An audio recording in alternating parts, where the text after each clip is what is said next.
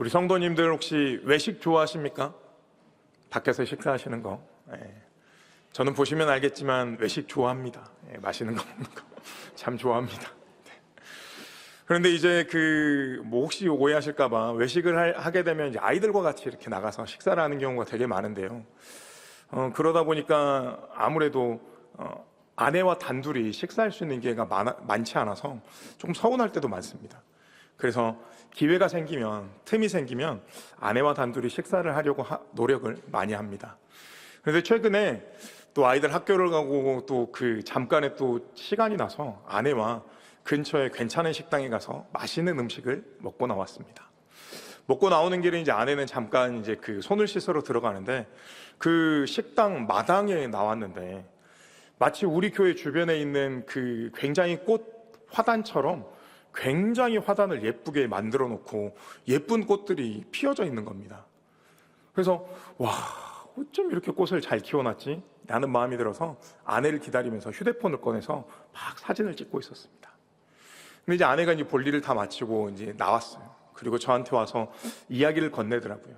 그래서 저는 이제 이 아름다운 꽃에 대해서 이야기를 나누고 싶어가지고 무슨 말을 할지 이렇게 지켜봤더니 아내가 저한테 뭐라고 하는 줄 아십니까? 대뜸 저한테 와서 그러는 것이, 아휴, 당신도 이제 나이를 먹었네. 아니, 제가 그 꽃을 보고 사진을 찍은 게 무슨 호르몬이 좀 변화가 있어서, 마음의 변화가 있어서 사진을 찍었겠습니까?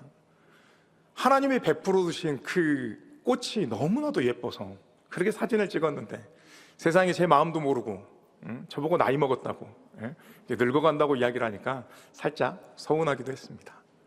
근데 사실 요즘 제 마음이 그래요.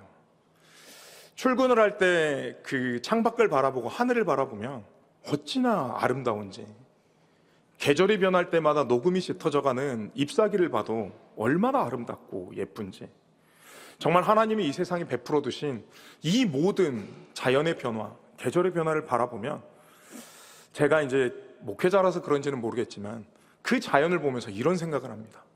아니, 대체 세상 사람들은 이 놀라운 세상의 변화, 이 아름다움을 보고 어떻게 하나님을 안 믿을 수가 있지? 어떻게 이 안에서 하나님의 은혜를 경험하지 못할 수가 있지? 라는 생각을 하게 됩니다. 우리 성도 여러분들은 은혜를 어떻게 경험하고 계십니까? 매일의 삶 속에서, 일상 속에서 그 은혜를 발견하고 은혜를 경험하고 은혜의 충만을 경험하고 계신지요? 은혜를 생각하는 방법은 여러 가지고 다양한 방법이 있을 것입니다. 누군가는 지적인 부분으로, 누군가는 또 기도를 통해서, 말씀을 통해서 은혜를 받기도 하죠.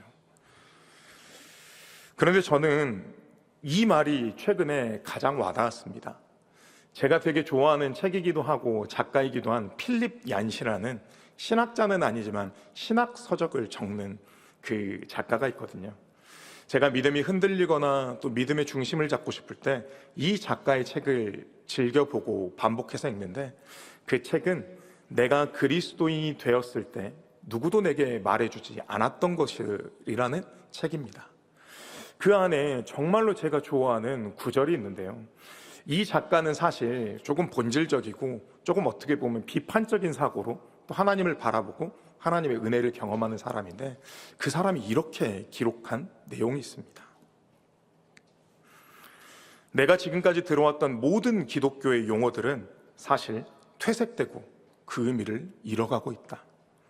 그러나 그 기독교의 용어 중에 유일하게 지금도 살아있는 단어는 바로 은혜이다. 우리 성도님들도 혹시 이 말에 동의하십니까? 사람이 만들어 놓은 신학적인 단어들, 용어들, 그것들이 시간이 지나면 어떻게 되나요? 사람에 의해서 퇴색되기도 하고 사람에 의해서 그 의미가 변화되기도 하죠. 그런데 이 은혜라는 단어는 어떻습니까? 매일매일 새롭고 경험하면 경험할수록 더 깊어지고 넓어지는 그 충만함이 아닙니까? 그래서 사실 우리가 은혜를 경험한다, 은혜를 만난다고 할 때는 은혜를 분석하거나 파악해서는 안 됩니다. 그냥 은혜는 있는 그대로 받아들이고 느껴야 하는 것이지요. 우리 성도 여러분, 자연을 느끼거나 혹은 바다에 갔을 때 바다를 분석해서 좋아하십니까? 바다는 어떻게 만들어지고 밀물과 썰물이 있어서 좋아지고 그러지 않으시잖아요. 그냥 바다라서, 자연이라서 있는 그대로 좋아하시잖아요. 은혜도 바로 그렇게 우리가 그냥 있는 그대로, 보여지는 그대로 받는 것이 은혜라 할 것입니다.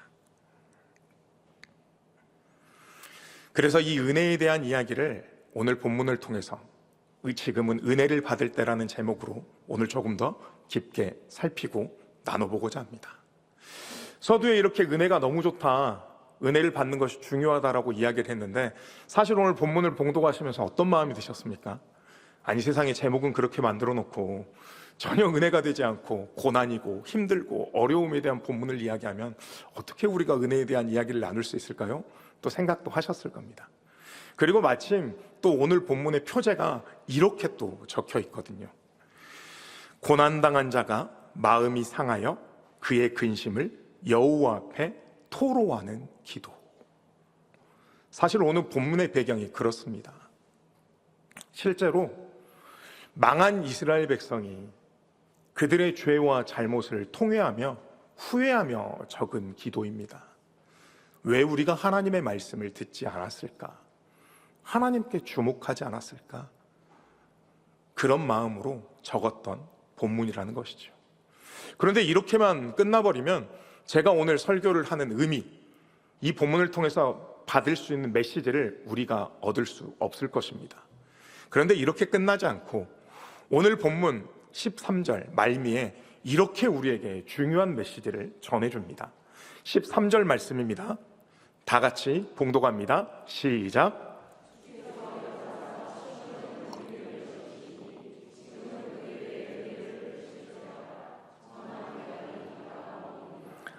어떠십니까? 지금 읽으면서 읽는 그 자체로 마음이 평안해지고 읽어도 기분 좋은 본문이 아닙니까? 이제 주께서 일어나사 시온을 긍휼히 여기시고 지금은 그에게 은혜를 베푸실 때라.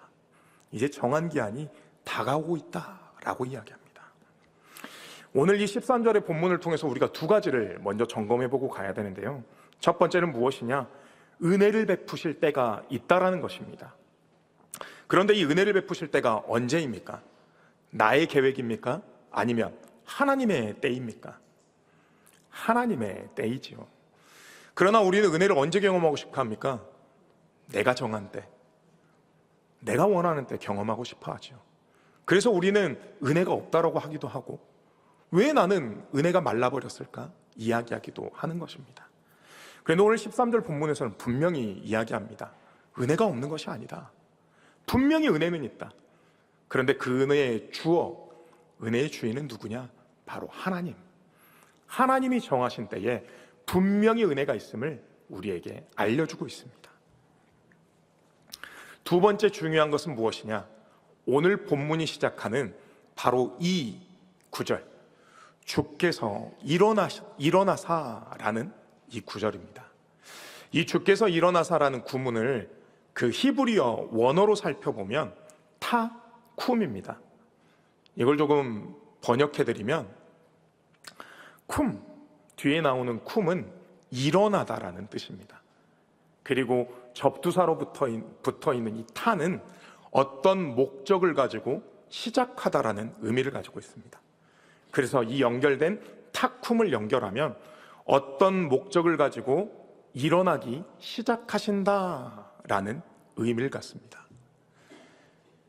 지금 이게 큰 감동이 없으실 수도 있는데 이 의미를 깨달으면 굉장히 큰 의미이며 이 일어나기 시작하신다는 말이 굉장한 은혜임을 우리는 알 수 있습니다. 우리 성도님들 한번 생각해 보실까요? 나와 하나님 1대1로 있는 관계라고 생각했을 때 그 하나님의 크기와 나의 크기를 한번 비교해 보십시오. 한번 여러분들이 상상할 수 있는 만큼 상상을 해 보십시오. 그 크기의 차이가 어느 정도일까요? 그 크신 하나님과 그 하나님이 만드신 피조물인 우리, 정말 우리는 작고 상상할 수 없을 만큼도 더 작은 존재 아닐까요? 그래서 우리는 하나님을 찬양하고 하나님을 고백할 때마다 어떻게 합니까? 그 하나님이 때로는 너무 감사해서, 그 하나님이 너무 좋아서 두 팔을 들기도 하고요, 차마 자리에 앉아있지를 못해서 자리에 일어나서 하나님을 부르짖을 때가 있을 것입니다. 사실 크신 하나님을 경배하고 찬양하는 입장에서 우리가 자리에서 일어나서 하나님을 경배하는 것이 어디 이상한 일입니까? 그런데 상황을 바꿔봅시다. 그 크신 하나님께서, 그 놀라우신 하나님께서, 우리의 상상으로 가늠할 수도 없는 그 하나님께서 지금 나를 위해서 일어나신다. 피조물인 우리를 위해서 일어나신다. 이것이 어찌 작은 일이며 이것을 가볍게 넘길 수 있는 일이겠습니까? 그럼에도 불구하고 우리는 하나님을 이렇게 원망하지 않습니까? 하나님은 왜 그 계시는 곳에서 조금도 미동하지 않으십니까? 지금 내가 하나님을 찾고 하나님을 부르짖음에도 불구하고 왜 나를 모른 척 하십니까? 왜 나를 외면하십니까? 라고 하며 마치 하나님이 당장 일어나야 된다는 듯, 하나님이 역사해야 된다는 듯 우리는 불평하고 불만을 갖는 모습을 갖지 않습니까? 그러나 분명히 오늘 본문은 이야기합니다. 하나님의 시간, 그 하나님의 때가 되면 하나님은 반드시 우리를 위해 탁쿰하십니다. 그 보좌에 일어나서 당신이 사랑하시는 우리를 위해 역사하시고 일하시는 분이심을 믿으시기를 바랍니다. 그런데 왜 우리가 이런 불만을 갖고 이런 믿음의 흔들림도 있고 어려움을 겪는 것일까요? 우리 성도님들께 오늘 다시 한번 묻습니다. 지금 여러분들이 살고 있는 지금 이 시대, 오늘 우리가 살고 있는 이 시대는 지금 어떤 시대입니까? 지금 조금만 영적인 눈이 띄어 있는 사람이라면, 조금만 그 열려있는 영적인 시각으로 이 세상을 바라본다면 정말 도저히 이 세상을 내가 어떻게 살아야 할지, 정말 TV만 틀면, 인터넷 뉴스만 열면 도무지 보고 싶지 않은 소식들로 넘쳐나는 지금 그런 시대 아닙니까? 그래서 이 시대를 신학자들 또는 목회자들은 말세라고 이야기하고 있습니다. 저는 정말 지금 이 시대가 마치 예전에 멸망했던 소돔과 고모라가 있다면 지금 이런 시대가 아닐까 생각해 봅니다. 온갖 사단의 유혹이 우리를 흔들고 있고요, 마귀의 공격이 우리 믿는 자들을 가만두지 않고 매일매일 공격하는 이 시대를 살아가는 것 같습니다. 그래서 지금 우리 믿는 자들, 믿음과 삶을 지키려고 하는 우리들에게 그 어느 때보다 힘든 공격과 힘든 어려움을 지나고 있는 시대라는 것입니다. 그래서 가끔은 너무나도 부족하고 연약하지만 이런 생각까지도 하게 되는 것 같습니다. 지금 내가 지키고 싶은 이 믿음을 지키는 것이 너무 힘들다, 너무 어렵다. 그냥 가끔은 이 믿음을 놔버리면 어떨까? 내가 바라고 있는 이 십자가를 그냥 포기해버리면 어떨까? 그런 생각조차도 하게 되는 지금 이 시대인 것입니다. 저도 그런 성도님들을 보면서, 또 이 시대를 보면서 하루에도 수십 번씩 기도하고 하나님께 던지는 질문이 하나 있습니다. 저는 너무나도 부족해서 이렇게 치열하게 힘들게 살아가는 성도님들을 보면서 너무나도 마음이 아프고 어떻게 해드릴 방법이 없어 이런 기도를 하게 됩니다. 하나님, 왜 우리 성도님들이 이렇게 힘들게 하나님을 믿어야 합니까? 왜 고난의 시간, 그 정금같이 나오기 전에 어둠의 굴을 지나야 합니까? 다윗, 요셉, 욥과 같은 선지들을 보기는 보오나 그들의 이야기를 우리가 알기는 아오나 제발 우리 성도님들이 조금만 편하게, 정말 아주 조금만 쉽게 하나님을 믿으면 안 됩니까? 그들의 믿음의 삶이 조금만 편해지면 안 됩니까? 이렇게 기도합니다. 참 목회자답지 않은 기도지요. 어찌 보면 한 부서를 맡고 있는 영적 리더가 하는 기도치고 너무 형편없는 기도이지요. 그러나 제 본 마음이 정말 그렇습니다. 하루하루 세상 사람들과는 다르게 하나님이 허락하시는 그 시간을 세상 사람들은 자기 살고 싶은 대로 마음껏 사는데 우리 성도님들은 그 시간을 쪼개고 압축하고 압축해서 어떻게든 믿음으로 살아내보려고, 하나님의 뜻대로 살아내보려고 그렇게 매일매일 살아내는 그 모습이 너무나도 속상하고 안타깝기 때문입니다. 그렇게 자신의 시간과 마음을 세상의 가치가 아닌 하나님의 방향과 마음에 사용하려고 그 시간을 나누고 쪼개는 그 마음이 너무나도 안쓰럽고 슬펐기 때문입니다. 그런데 제가 이것보다 더 마음이 아프고 슬펐던 것이 무엇인 줄 아십니까? 그렇게 매일매일을 살아가는 성도님들을 보며, 기도하며 믿음을 붙들고 살아가는 성도님들을 보며 제가 어떠한 확실한 말도 정확한 미래의 예언도 해드릴 수 없다는 그 사실이 무엇보다도 더 안타까웠습니다. 그런데 그런 저에게 하나님께서는 침묵을 깨고 말씀하셨습니다. 그리고 오늘 본문을 통해 하나님은, 우리의 주님은 제가 사랑하는 것보다 더 많이 우리 성도님들을 사랑하며 진짜 참된 사랑을 위해서 준비하고 계심을 저에게 말씀해 주셨습니다. 오늘 본문 14절 말씀입니다. 다 같이 봉독합니다. 시작.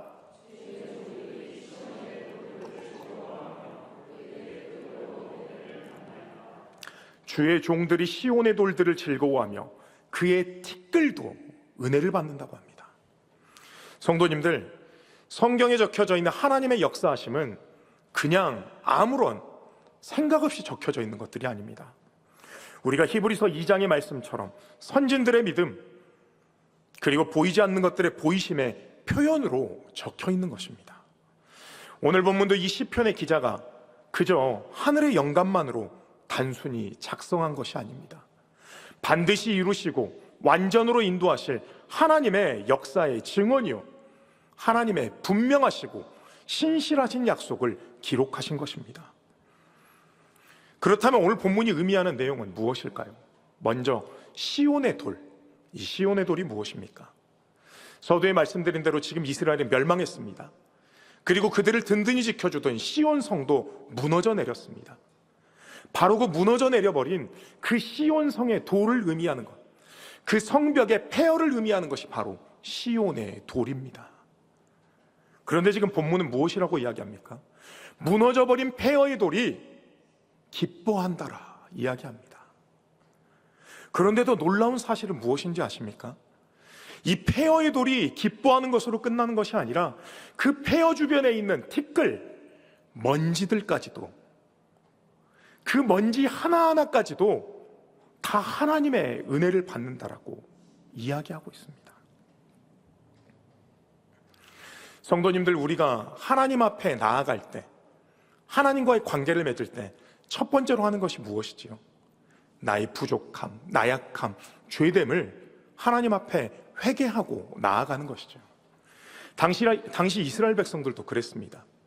하나님 앞에 나의 죄됨, 나의 부족함을 고백할 때 하는 행위가 첫 번째, 옷을 찢는 행위였습니다. 그리고 무릎 꿇고 내 온몸에 티끌을 뒤집어 쓰고, 하나님, 제가 죄인입니다, 제가 부족한 자입니다 라고 하나님 앞에 진심으로, 온전함으로 나아가는 모습이었죠. 아마 그 모습을 주변 사람들, 하나님이 모르는 사람들이 바라봤으면 얼마나 우스운 모습이었을까요? 입고 있던 옷은 찢어지고 먼지를 뒤집어 썼으니 너무나도 형편없고 볼상사나운 모습이었을 것입니다. 그러나 하나님은 그 모습이 너무나도 귀하고 아름다웠을 것입니다.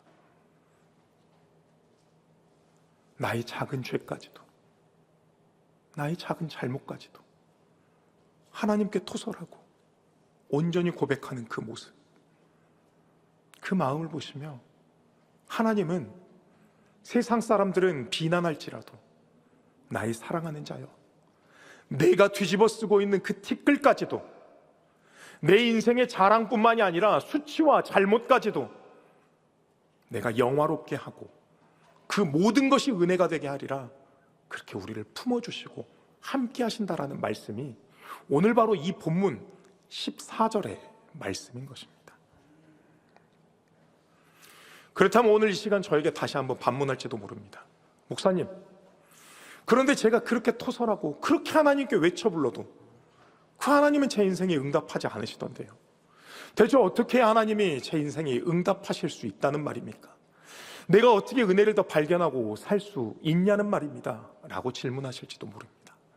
이 질문에 하나님은 이사야서 말씀을 통해 우리에게 또 한 번 말씀해 주십니다. 이사야서 30장 18절 말씀입니다. 다 같이 봉독합니다. 시작.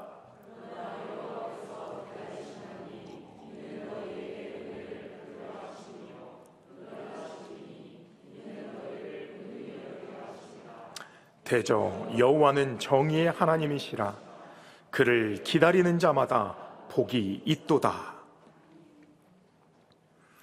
하나님은 왜 우리를 힘들게 두시는지, 고난 속에 두시는지 이사야의 선지자의 말을 통해 우리는 하나님의 놀랍고 위대하심을 바라봅니다. 오늘 이 이사야 선지자의 말씀처럼 하나님은 정의로우시죠. 공의의 하나님이시죠. 사실 우리는 하나님의 그 정의로움, 공의로움 때문에 하나님을 더 믿고 있는 것 아닙니까? 그래서 그 공의로운 하나님이시기에 하나님은 우리를 사랑하시지만 그 정의의 심판, 공의의 심판까지 피할 수는 없습니다. 그래서 하나님은 지금 보좌에서 일어나지 못하시고 탁춤하지 못하시고 앉아 계실 수밖에 없습니다. 왜냐하면 우리의 모습이 하나님 앞에 온전하지 못하기 때문이죠. 지금도 우리의 마음을 들여다봅시다. 남들은 알지 못하는 나만 알고 있는 내 속을 한번 들여다봅시다. 어떤 모습입니까? 지금 내 안에 있는 믿음, 이것도 저것도 아닌 아직도 흔들리고 있는 그 믿음의 모습 아닙니까? 하나님을 믿는다라고 입술로는 고백하고 있지만 여전히 머리에서 가슴으로 내려오지 않는, 아직은 내 것을 챙기는 그런 어정쩡한 신앙 고백이 있지는 않습니까? 세상도 교회도 어디도 포기하지 못하고 어정쩡하게 두 마음을 품고 하나님 앞에 온전히 나아가지 못하는 나의 속마음, 그런 마음들로 여전히 살아가고 있지는 않습니까?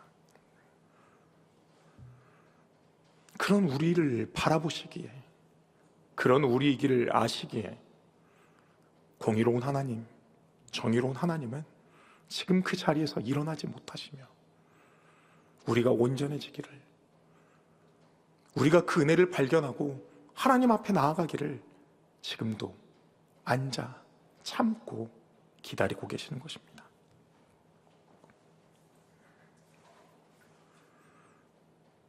그렇게 앉아 계시는 것, 역사하지 못하시는 것도 우리에게는 은혜입니다. 그런데 우리가 이 은혜에 대해서 조금 오해하는 것이 있다는 것 알고 계십니까? 우리가 은혜를 정의할 때 어떻게 정의합니까? 내가 값없이 얻는 것, 거저받는 것이라고 생각하시죠. 그렇다면 그 거저받은 은혜, 값없이 받은 은혜 중에 가장 큰 은혜는 무엇입니까? 그것은 바로 십자가 보혈의 은혜 아닙니까? 그런데 우리가 이 값없이 받았다, 거저받았다라는 것 때문에 이 십자가의 은혜를 오해하고 있는 것이 있습니다. 이 십자가의 보혈의 은혜를, 이 귀한 은혜를 우리가 그 값어치를 온전히 알지 못하는 그런 믿음으로 나아갈 때가 있다는 것입니다. 우리 성도님들 잘 알고 계시는 독일의 신학자 보네퍼가 있습니다. 그 보네퍼가 적은 제자도의 대가라는 책이 있는데요, 여기서 십자가의 은혜에 대한 이야기를 이렇게 적고 있습니다. 우리는 거저받은 이 십자가의 은혜를 온전히 알지 못한다.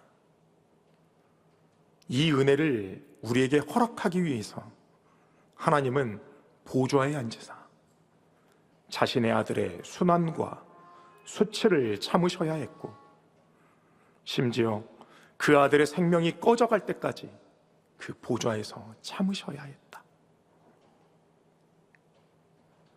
사랑하는 성도 여러분, 성도님들도 자녀들이 있으시죠? 성도님들의 자녀들이 지금 죽게 생겼습니다.